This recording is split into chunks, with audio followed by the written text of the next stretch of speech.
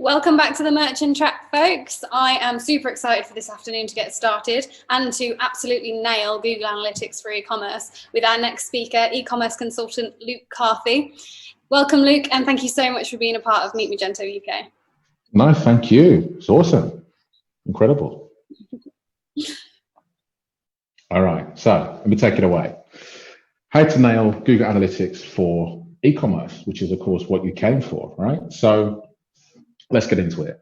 First of all, who am I? Really boring, brief slide I'll get over because this is not what you came for. You don't care about me, you care about the content. But I am an e-commerce consultant. I obsess, eat, breathe, live, sleep e-commerce like so many professionals in the room, in the virtual room today. So work with all sorts of clients in B2B, B2C, and e-commerce growth is essentially what I am obsessed with. That's what I do. So first things first, I want to tell you a story. And that story is called, I can't replicate the issue, so I'm closing the ticket story. Now, if anyone works in the world of development, or works with developers, this will be something that's kind of making you think, oh, yeah, okay, I know, I can relate. This is me, this is my problem, this is my thing, right? So it's a story, it's a real one. And I want to introduce you to this man here, Jeremy Corbyn. Okay, it's not Jeremy Corbyn, he just looks like him, but he also looks like he's severely pissed off. And he is. And the reason why he is because he is one of many customers that called one of my clients to say, look, I've got money, it's in the account, the card works because I used it at the co-op like half an hour ago, pre-COVID. And like, yeah, why can't I buy something on your website? Why isn't it working? Now, this kept happening on a weekly basis, not Jeremy Corbyn, not the same customer, but many different customers across the week. But the problem was customer services would obviously take an ear bashing down the phone. They'd log the ticket with IT or web dev or DevOps or whatever you want to call them in your situation. And then they'd try and replicate that same problem and couldn't replicate it.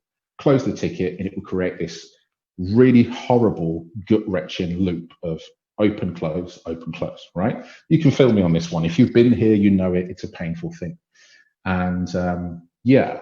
So now I'll come back to the story in a minute, but I want to introduce you to two people, my man Dave and Lucille. I'm pointing to my slides as if people can see what my hands are doing. I'm just going to wave them around regardless, okay? But Dave and Lucille, two cool people.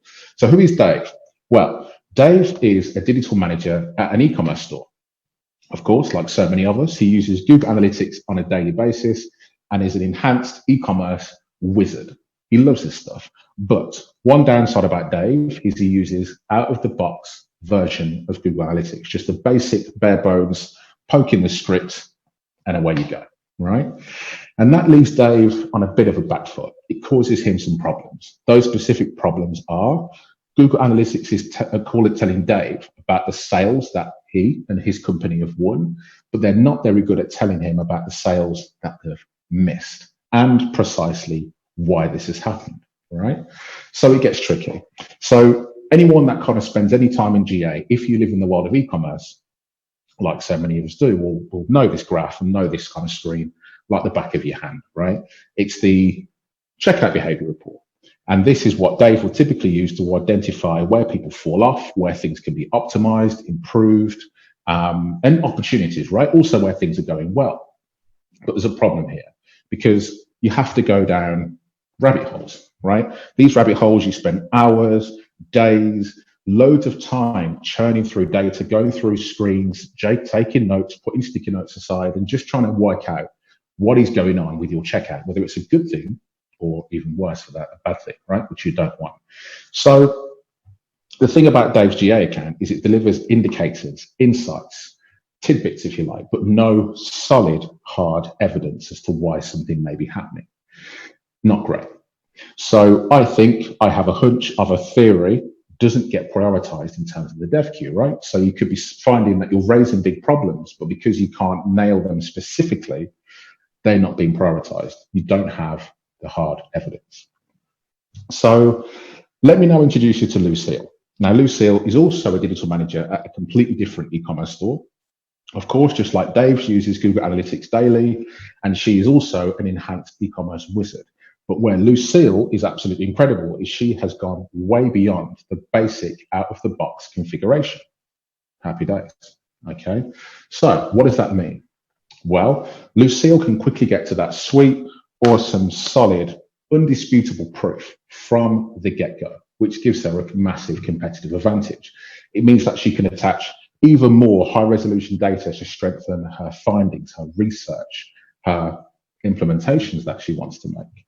So Lucille has killer stats. The board, her line manager, her superiors, whatever you want to call it, her stakeholders cannot ignore. These are big things. Now, what this also means for Lucille is, just waiting for my slide, maybe I didn't click it, might be me, it's me.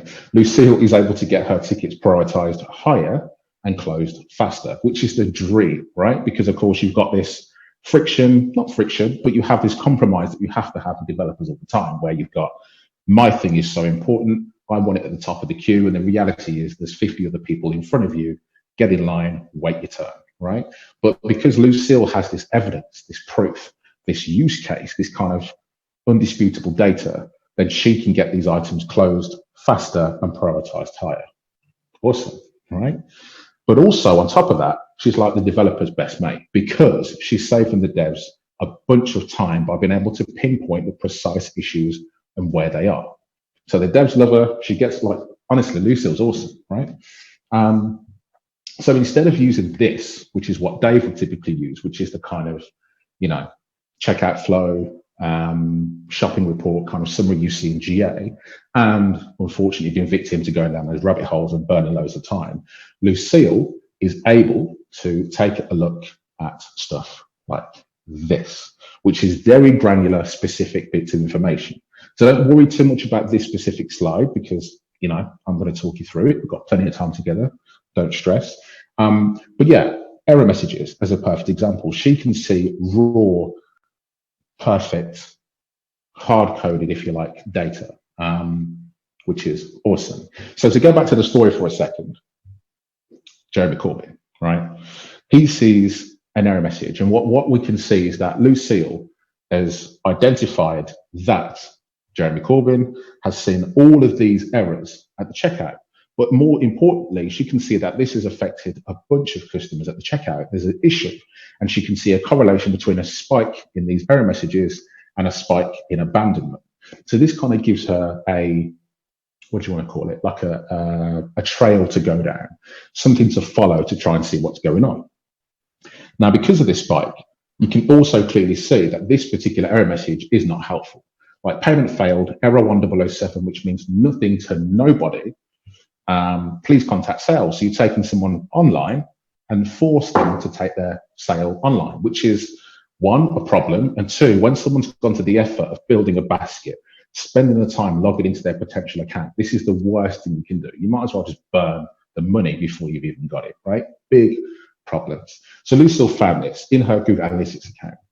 She went onto Google, like everyone does, and Googled what 1007 means. And it actually means the card number has failed our validity checks, yada, yada, yada, which is basically tech talk for wrong card number, mate. Sort it out, buy some stuff.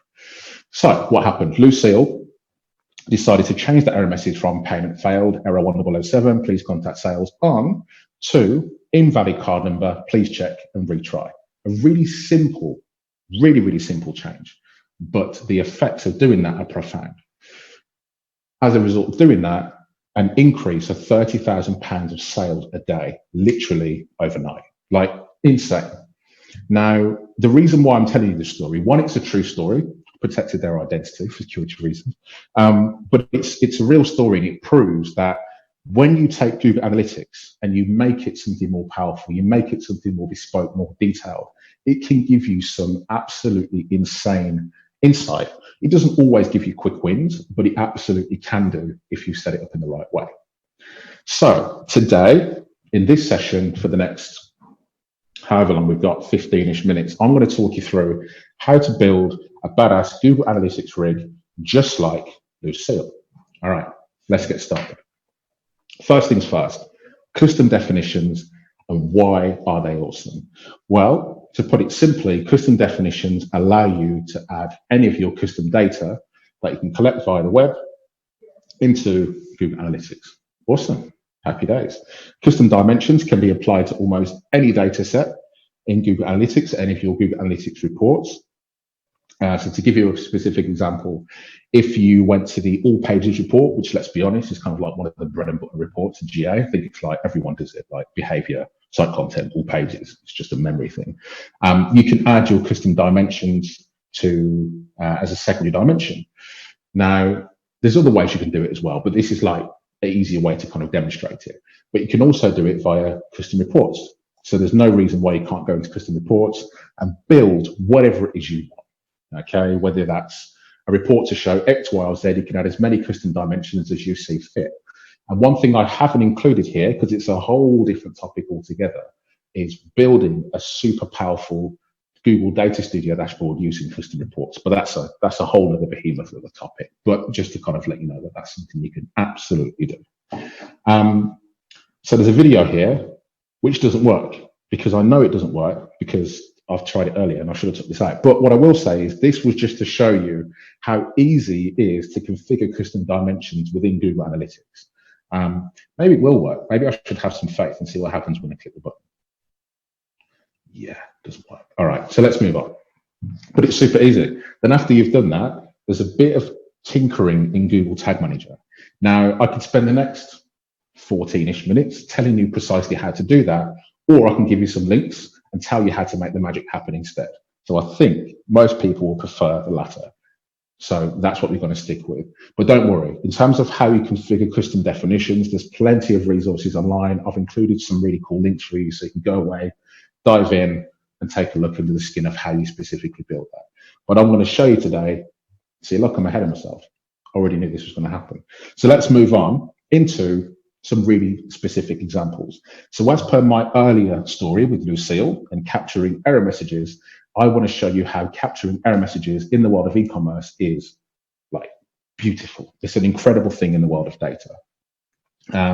Because what it allows you to do when you add error message data into Google Analytics is you can then understand how many times every single error message has fired to visitors, the specific text that was displayed, and precisely on what URL, what page, that this error message or these error messages may have fired.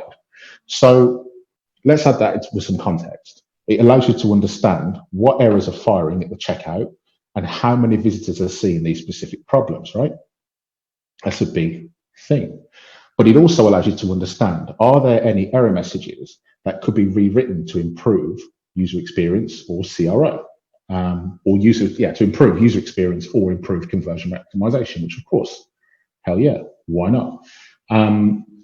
But it also allows you to understand what pages display the most error messages. And it could be the checkout, it could be a contact form or registration page, whatever. But it allows you to understand which one of your pages or which collection of pages are the most cumbersome to use, which ones are broken, which ones are buggy, which ones are just firing error messages that like so many people are seeing, which then goes to lead you to believe there's a UX problem rather than a technical issue or a user issue.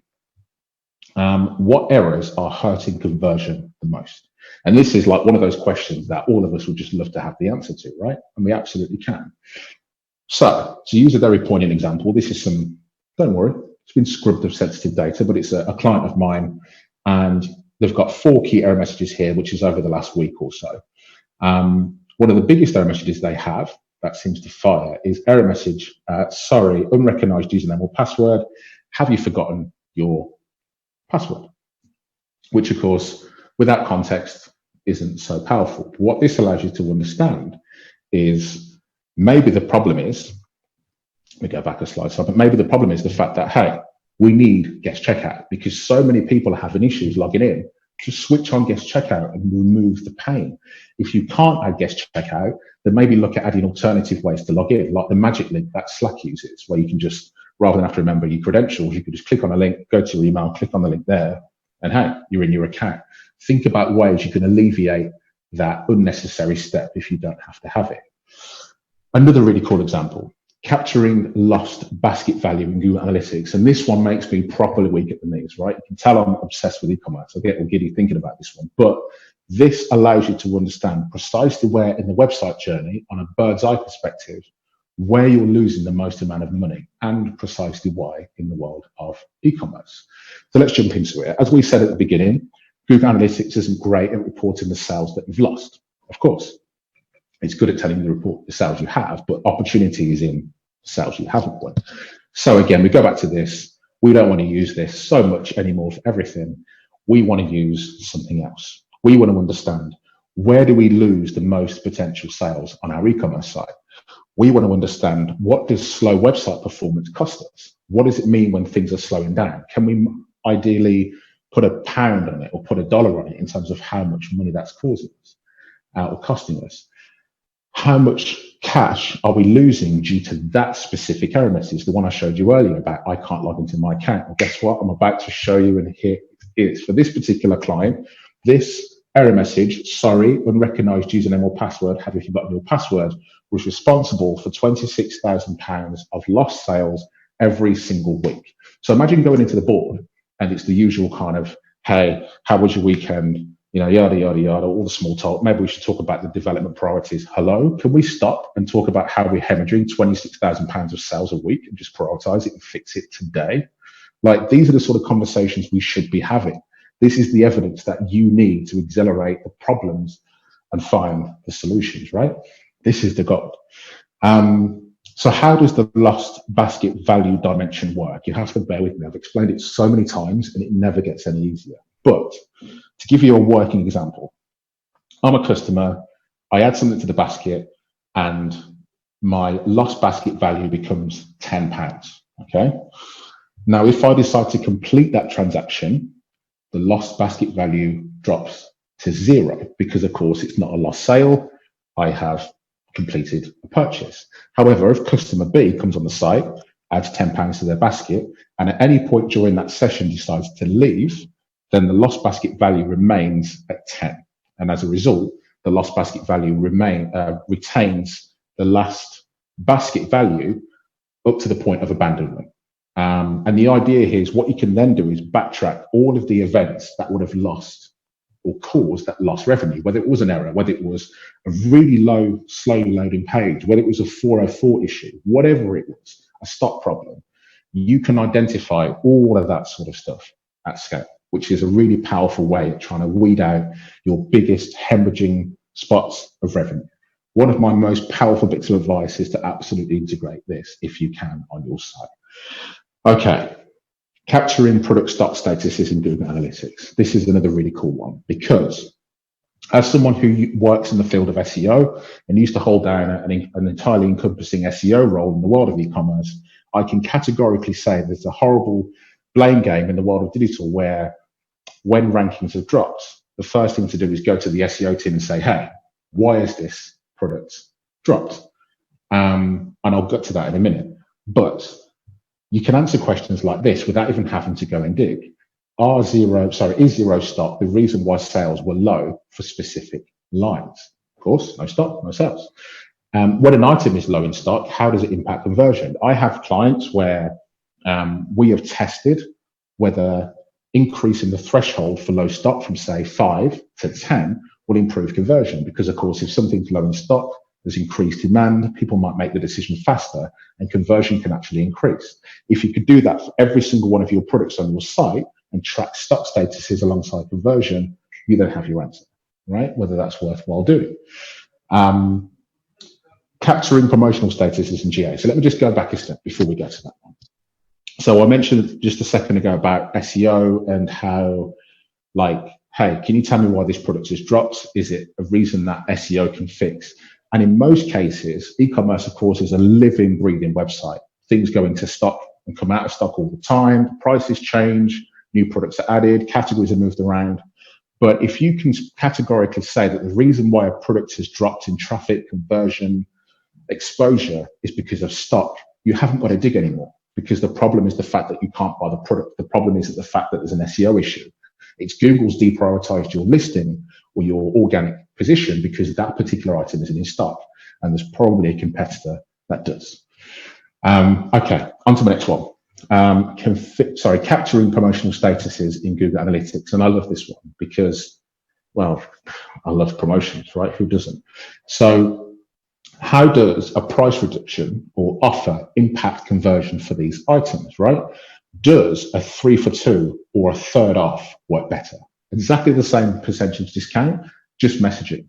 And there's never really a perfect answer. You could find that for some clients or for some price points or for some business models, one works better than the other. But you can capture that and you can categorically find out across all of your data in Google Analytics. It's wonderful. You can test all of this, right? But as much as custom definitions excite me and they're brilliant and allow you to really get granular with data, there are a few bad bits about them. Yes, I'm sorry, bad news, but they can't be deleted once they've been added. Just like goals, once you've created a goal, as much as it annoys you, especially if you're like me and you kind of just want things clean, once you've created a custom definition, custom dimension, custom metric, whatever, you can't delete it. You can rename it, but you can't delete it, which is a shame. And then to rub it in and make it even worse, salt in the wounds, you can only have a max of 20 of them. Absolute gits, right? So I don't know if I'm allowed to say that it might be a family show. I'm not going to say that word that's on the screen, but I want to, but I'm not. But what I will say is, yeah, across a property, you can only have a max of 20. So that's 20 custom dimensions, which are text-based, and custom metrics, which are obviously numbers. So you can have a total of 40, but it's 20 of each. And then once you get there, that's it. There's no more for you. You can rename them, you can disable, you can't disable, but you can rename and repurpose some of them, but then it messes with your historic data. It gets messy. The reason why Google Analytics have done this is, of course, they want to sell you GA360, which kind of virtually removes the limits. I think you get up to a couple hundred in that case. So my point here is use them frugally. Be careful. Don't be like this guy. All right. I don't think Donald Trump uses custom definitions, to be honest, but if he did, that would be the face he pulled if he had one left. I'm telling you.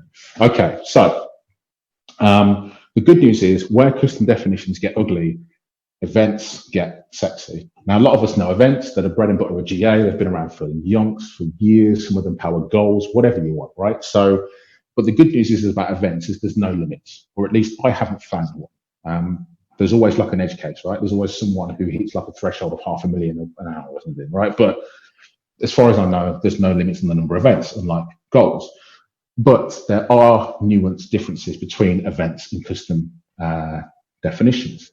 And those are custom definitions. This is like a loose assumption here, but custom definitions can tell you what, events can tell you when.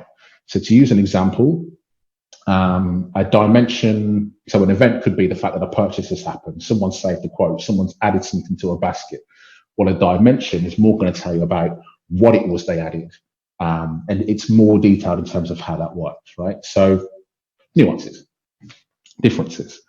But there's no hard and fast rules. It depends on your build, what you've done, your legacy data, how you want to set things up. These are just guidelines. But events can also be used to power goals and custom dimensions can't. Not that it's really that important, but just to mention that. There's some stuff here to kind of give you an idea in terms of how the different bits and pieces work in terms of custom dimensions, definitions are key value pairs, and events are kind of category action label value stack, right? So there is a difference. If you care, there's loads of stuff to help you with this sort of stuff online. If you're the one frothing at the mouth like I was with all these really cool custom dimensions, then I will keep going and stop talking about techie stuff. So, yes, this slide here, what is it for? Site content, all pages, second dimension. I think this is a duplicate of a slide, so that's my mistake. But this is just to reinforce again how easy it is to add those custom dimensions to your existing reports if you want them there. And the difference between events, that was it. So custom definitions you add via custom reports or secondary dimensions, while with events, you know the score, behavior, events, and everything you want is in there, of course. Okay, so where am I? I'm going to give you some really cool events that you can use as well. And I've got not long left. I don't think I've got long left, right? So I'm going to speed this up. No results found. So AO.com. And I decided I wanted on this particular day to go and order some supercalifragilisticexpialidocious. And unfortunately, AO.com don't have it in stock at this particular point in time. Real shame, right? But my point here is that when you have no search results found, you can fire an event to let Google Analytics know that no search results have been found. Powerful thing about that is, of course, you can then identify precisely what searches have no results found, and you can find them. You can find if you have demand for products that you no longer sell. You can be in a situation where you can find opportunities. So if you think about coronavirus, because it's in the forefront of everyone's mind still 3 months on, COVID, coronavirus, face mask, all these sort of things were not key searches just 3 months ago. Imagine how powerful that would have been if you could have jumped on that day one, you've got searches coming in and you fixed that problem, rather than kind of waiting a month for 10,000 people a week to search for this thing before you go away and decide to fix it, right? So using events can be really powerful to help you with that capacity. Finally, one of my last points is this. Now, if everyone was in a room, I'll be asking a question. I'll be asking someone in the audience, what does this say? And I'll hurry it up because, again, I'm short of time, but everyone kind of gave me these sort of answers. And people spell it in many different ways. For context, this particular brand here is this world's second largest brand of security cameras. It's huge, but no one can ever pronounce it properly. It's actually spelled like this, and you say it like that. So it's Dawa, Dahua, it's complicated, right? My point is misspellings. Don't even get me started with this one. That's a whole other beast altogether. But my point here is misspellings, optimizations, how often are they searched? What non-commerce queries are customers searching for? Are they looking for a, where am I? You could be in a situation where people are searching for returns policy, customer services, how does this work? And you can identify whether you've got redirects in place to help with that content. So yeah, loads of stuff. You can flag all empty categories as well, if that's something you want to do to help you identify and housekeep. So the Home Depot here is a perfect example. They have loads, and I mean hundreds upon hundreds of categories that are empty across their e-commerce site. If they were firing events, they would be able to identify where they are, redirect them, repurpose them, add products, housekeeping, etc., etc. Make your life easier. I want to give a final quick shout out to a gentleman called Nathan Amory, who is basically a wizard. Took all my advice and built a gorgeous text data focused Google Data Studio report, which tells him everything in this presentation, and he's gone away and built it. So if you want any help, reach out to me, reach out to Nathan. He can absolutely help you out.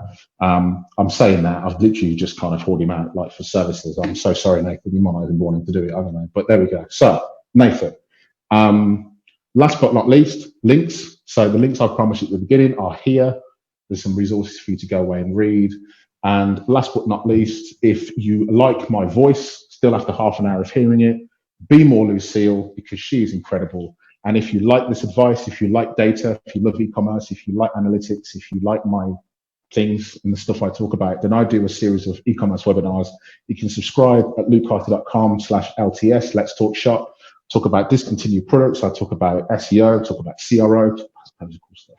So I'll see you there. That's it from me. Thank you very much. I deserve a lunch break now. Absolutely exhausted. You've been great. Thank you. You definitely deserve more than a lunch break, Luke. That was awesome. Thank you so much. I do have a couple of questions in the chat for you. Sure. From Joseph Russell. So what's been the biggest lost revenue you've spotted and fixed for a client? Yeah, it's probably that one. Or should I say the biggest one that had the immediate fix. Like it was one that I found, it'd been running for probably close to about 9 months, that issue. So you can't even comprehend kind of how much money that would have added up to. But yeah, 30 grand error message fix. Yeah. It's huge. But I have seen bigger ones, but they've been more complicated in terms of it's multifaceted or it's not as easy a fix. But the point I wanted to prove with that one is it's big, simple, overnight. It doesn't have to be complicated. No. Yeah, often it is the small, simple things that make the biggest differences. Yeah, absolutely. In e-commerce, yeah. And do you normally add your extra tagging and tracking via Google Tag Manager to avoid getting stuck in development backlogs? Oh God, yes, that's such a good question. My answer to that is hell yeah. No other way. Like I'm not adding my stuff to a dev queue. I want access now. Yeah. So when I onboard a client, then absolutely it's kind of like give me access Tag Manager. I need it.